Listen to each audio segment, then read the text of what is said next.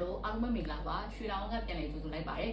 ဒီတစ်ခေါက်ပေါ့နော်ရွှေလောင်းကနေပြီးတော့မှဒီ unboxing ကိုအားလုံးနဲ့အတူတူဖွင့်ကြည့်ခြင်းနဲ့ဒီ product လေးတစ်ခုလက်ထဲမှာရောက်နေပါတယ်အဲ့ဒါကတော့ဒါမကြသေးခင်ရက်ပိုင်းအတွင်းရမှာပေါ့နော်ဒါရွှေလောင်းကိုရောက်ရှိလာတဲ့ဒီ Reyee ရဲ့ပေါ့နော်ဒီ circle design လေးပေါ့နော် AP လေး access point လေးနဲ့ mix up ပေးချင်တာဖြစ်ပါတယ်အဲ့တော့သူ့ရဲ့ဒီ model လေးကိုကြည့်မယ်ဆိုတော့သူက RG-RAP2266 လို့ခေါ်ပါတယ်ဒါလေးကတော့ဒီ Reyee ကနေပြီးတော့မှတခါမှမထွက်ရှိသေးတဲ့ဒီ design နဲ့လာတာပေါ့နော်အရင်တော့ဆိုရင်ကျွန်တော်တို့က Reyee AP Ruijie AP လေးကို4000ပုံစံနဲ့ပဲတွေ့ရတာဖြစ်ပါတယ်ဒါပေမဲ့အခုဆိုတော့ဒါအဝိုင်းပုံစံလေးပေါ့နော်တကယ်ကိုဒီ hotel ရဲ့ decoration တွေနဲ့ live ဖတ်မယ်ပေါ့နော်ဒီအဝိုင်းပုံစံ AP ပေါ့နော် ceiling mount AP လေးကိုဒါထွက်ရှိလာတာဖြစ်ပါတယ်အဲ့တော့ဒါလေးကိုပေါ့နော်ကျွန်တော်အားလုံးနဲ့အတူတူတော့ဒါဖွင့်ကြည့်နေတာဖြစ်ပါတယ်။ Okay အဲ့တော့ကျွန်တော်ပေါ့နော်ဒီကောင်လေးကိုပေါ့နော် unbox မလုပ်ခင်မှာသူ့ရဲ့ဒီတချို့တော့ဒီ distinct feature လေးတွေနဲ့ mix up ပေးခြင်းနဲ့သူကအဓိကအပြင်ဆိုလို့ရှိရင်တော့အခုဆိုရင်ကျွန်တော်တို့က Reyee AP တစ်လုံးကိုဝယ်လိုက်တာနဲ့stand alone portal authentication ကိုအသုံးပြုနိုင်မှာဖြစ်ပါတယ်။အဲကြောင့်မလို့လူကြီးမင်းတို့အနေနဲ့ဒါ voucher login account login ပေါ့နော်စသဖြင့်သူ့ရဲ့ဒီ multi login authentication တွေကိုဒါအများကြီးအသုံးပြုပြီးတော့မှဒီ bandwidth limit လောက်တာတွေဒါစသဖြင့်ပေါ့နော်ဒီလို function တွေကိုလည်းရရှိနိုင်မှာဖြစ်ပါတယ်ပြီးတော့သူကဒီ long range AP အမျိုးအစားဖြစ်ပြီးတော့မှသူက Wi-Fi 6ကိုဒါ support လုပ်ပေးထားတဲ့ AP အမျိုးအစားဖြစ်ပါတယ်เนาะအဲ့တော့ကျွန်တော်တို့ကဒီပေါ့နော် wireless technology အနေနဲ့ဆိုရင် 802.11ax ကိုရရှိမှာဖြစ်ပါတယ်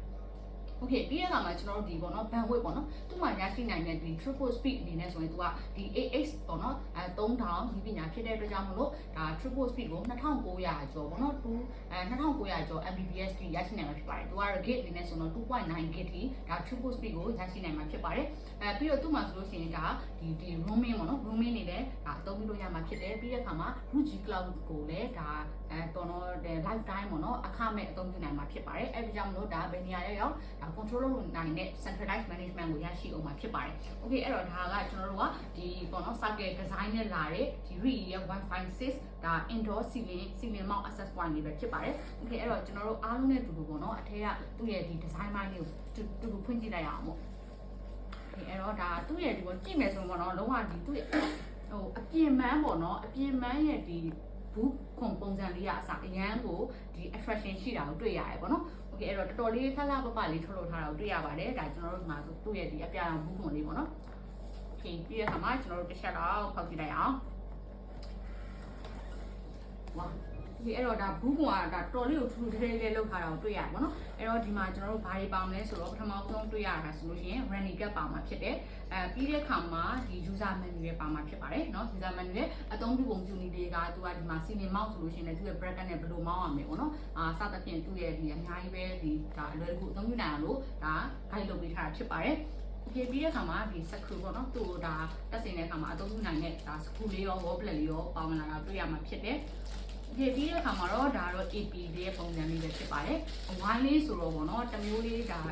ည့်ဆောင်မှုတော့ရှိနေတာဖြစ်ပါတယ်။ Okay အဲ့တော့ဒီမှာဗောနော်ဒါသူကဝိုင်းပုံစံလေးလာတယ်။ပြီးတဲ့အခါမှာသူ့ရဲ့ဒီ bracket လေးလည်းပေါင်းလာတာတွေ့ရပါတယ်။ဒါသူ့ရဲ့ bracket လေးဗောနော်။ Okay အဲ့တော့ကျွန်တော်တို့ interface ကိုတစ်ချက်ကြည့်ကြည့်မယ်ဆိုရင်သူမှာ reset ဗောနော် reset button လေးပါမယ်။ပြီးတဲ့အခါမှာ LAN ရော PoE ရောအသုံးပြုလို့ရတယ်။ဒါ Gigabit ဗောနော် 1G port တစ်ပေါ်ပေါင်းမှာဖြစ်တယ်။ပြီးတဲ့အခါမှာဒီဘက်မှာဒီ power supply အတွက်ဗောနော် DC တွဲဖို့ power supply port လေးလည်းပေါင်းမှာဖြစ်ပါတယ်။ Okay အဲ့တော့